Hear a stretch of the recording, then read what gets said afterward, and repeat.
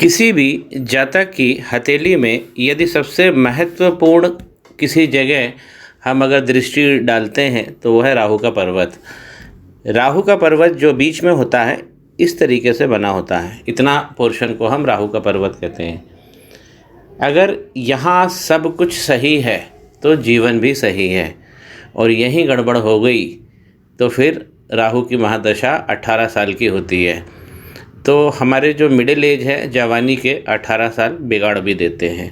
यह हाथ मुझे जम्मू से आया है और इसमें सारे पर्वत बहुत अच्छे बने हुए हैं और हथेली एकदम सफ़ेद है, गुलाबी है, गुलाबीपन लिए हुए हैं, आफताबी हथेली है और ऐसी हथेली धन को भी आकर्षित करती है। इस पूरे हथेली में यदि राहु को ये जातक बैलेंस कर ले तो सारे योग और भोग खुल जाएंगे।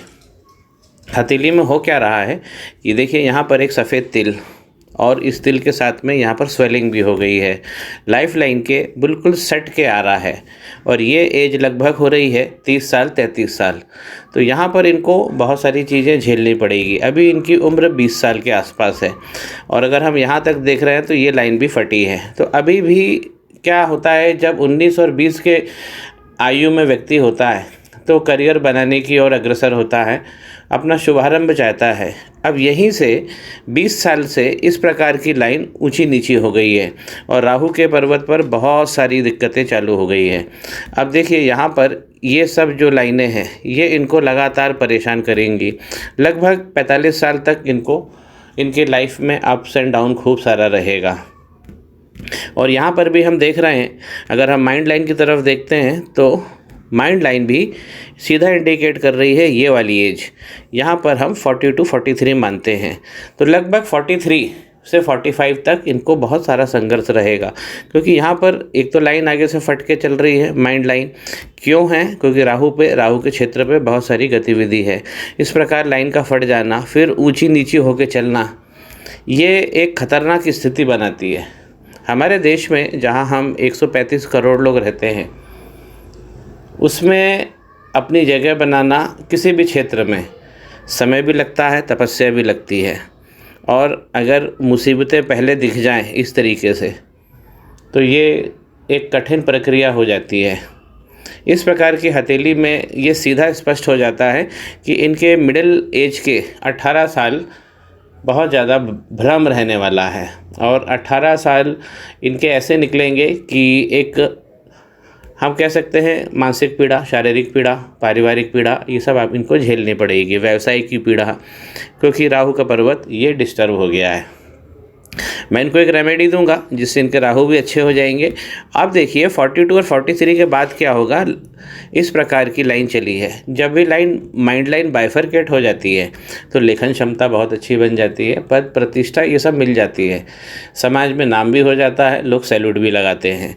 ये बाइफरकेट होनी चाहिए। ये फिर मस्तिष्क की क्षमता को बताते हैं और यहीं से आप देखिए एक ऑफशूट निकल के ऊपर की तरफ गया है, तो यहाँ पर इनका आउटर मंगल है, तो इसमें संगठन शक्ति, लीडरशिप, ये सब भी इनको लेट अधेड़ के बाद में, आयु के बाद में ये मिल जाएंगी।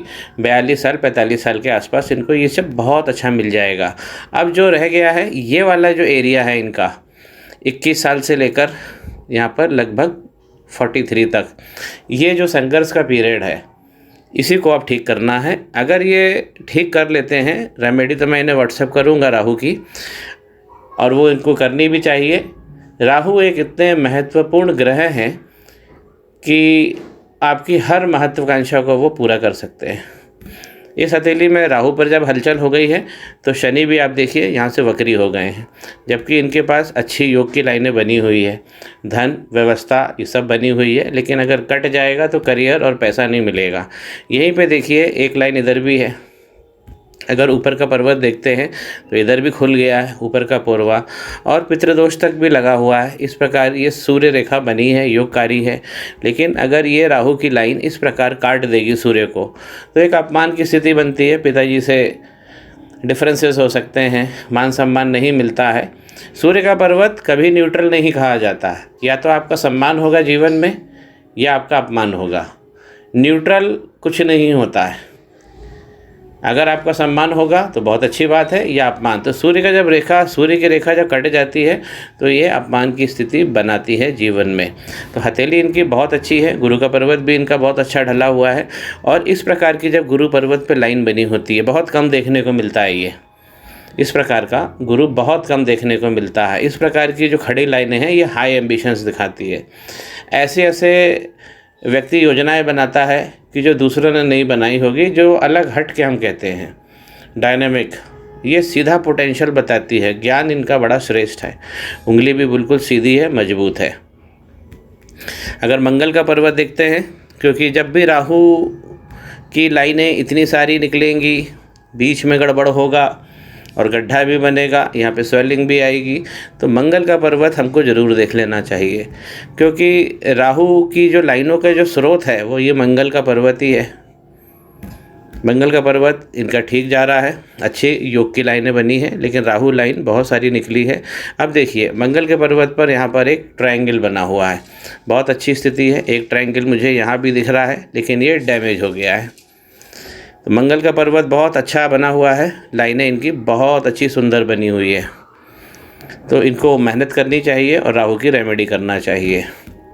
ज्योतिष में यही अमृत मिलता है जब हम अपने 18 साल बचा सकते हैं।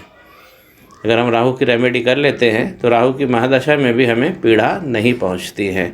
यही तो ज्योतिष का अमृत है। देखते रहिए पाम ब्लॉग। श्री गणेश करें।